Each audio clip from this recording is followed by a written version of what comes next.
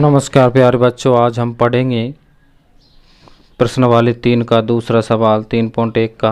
निम्नलिखित में से प्रत्येक में कितने विकर्ण हैं? तो पहला देख रखा है एक उत्तल चतुर्भुज, दूसरा एक समषटभुज और तीसरा त्रिभुज। तो अपन पहले तो देखते हैं विकर्ण होते क्या हैं। यानी सम्मुख शीर्षों को, यानी आमने सामने वाले शीर्षों को मिलाने से जो रेखाखंड बनता है उसे हम क्या कहते हैं? विकर्ण।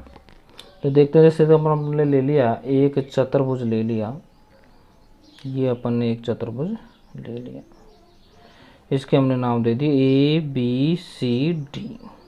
इसके जो सम्मुख शीर्षों से है ना, आमने सामने वाले शीर्षों को हम जब मिलाएंगे तो जो रेखाखंड प्राप्त होगा वो क्या होता है? ये विकर्ण होता है। तो इसमें एक ये और एक ये क्या है? विकर्ण। यानी दो इसमें क्या है? विकर्ण है। दो इसमें विकर्ण है।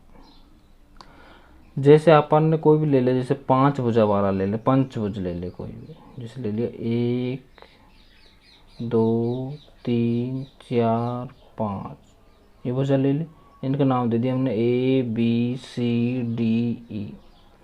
अब इनके हमको विकर्ण खींचने, तो कैसे खींचेंगे? जैसे ए से जो विकर्ण खींचेंगे अपन, तो बी पे नहीं मिलाएंगे, एक छोड़ देंगे, सी से मिलाएंगे। फिर बी से खींचेंगे, सी को छोड़ देंगे, किससे मिलाएंगे? डी से मिलाएंगे। फिर सी से खींचेंगे तो डी को छोड़ देंगे, किससे मिलाएंगे? ए से। और यहाँ से खींचेंगे तो इसको छोड़ देंगे, किससे मिलाएंगे? ए से। इस प्रकार हम विकर्ण खींचते हैं, लेकिन ये गलत हो सकते हैं। इनसे हमको क्या होती है? त्रुटि हो सकती है। इसलिए इसका एक फॉर्मूला है जो आपको याद करना होगा विकर्ण निकालने का। तो क्या है वो? n into n minus 3/2। इससे हम विकर्णों की क्या निकालेंगे? संख्या। और n बराबर क्या है यहाँ? भुजा। जैसे अपन को निकालना है एक समषटभुज में, तो समषटभुज में कितनी भुजा होती है? 6। तो अपन क्या लिखेंगे? 6 इंटू 6 माइनस 3/2। तो क्या हो जाएगा? 6 इंटू 6 में से 3 गए तो 3/2। अब 2 से 6 कट जाएगा 3 बार, 3 गुणा 3 करेंगे क्या आएगा? 9। तो एक समषटभुज में भुजाओं विकर्णों की संख्या कितनी होगी? 9। जैसे अपन यहीं देख लेते हैं, एक पंचभुज में निकालते हैं, तो n बराबर क्या लेंगे? 5। तो 5 इंटू 5 माइनस 3/2। तो 5 इंटू 5 में से 3 गए तो 2/2। 2 से 2 कट जाएगा, क्या बचेगा? तो एक पंच बहुभुज में 5 भुजाओं वाले में कितने विकर्ण होंगे? 5 विकर्ण होंगे। जैसे अपन को त्रिभुज में निकालना है, तो त्रिभुजों विकर्णों की संख्या क्या होगी? 0 होगी। क्या होगी? 0 होगी। क्यों होगी? क्योंकि इसमें 3 भुजा होती है। तो 3 इंटू 3 माइनस 3/2 करेंगे अपन, n इंटू n माइनस 3, यानी n की जगह 3 रख देंगे।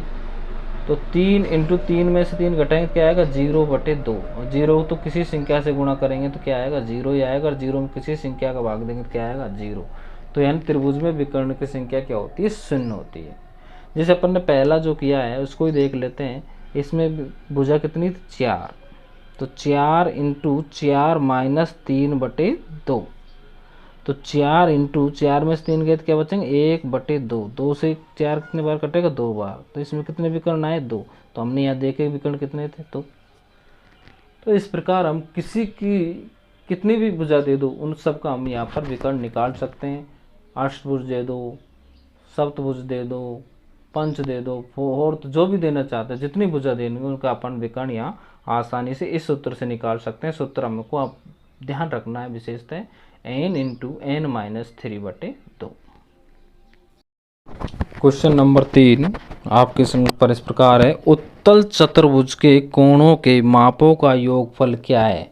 यदि चतुर्भुज उत्तल न हो तो क्या यह गुण लागू होगा?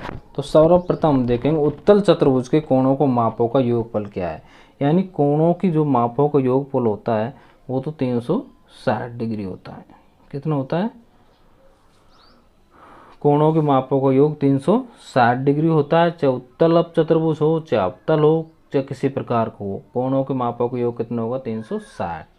यदि चतुर्भुज उत्तल नहीं हो तो क्या यानी यह गुण लागू होगा? तो बिल्कुल होगा, हाँ। अपन क्या कहेंगे, हाँ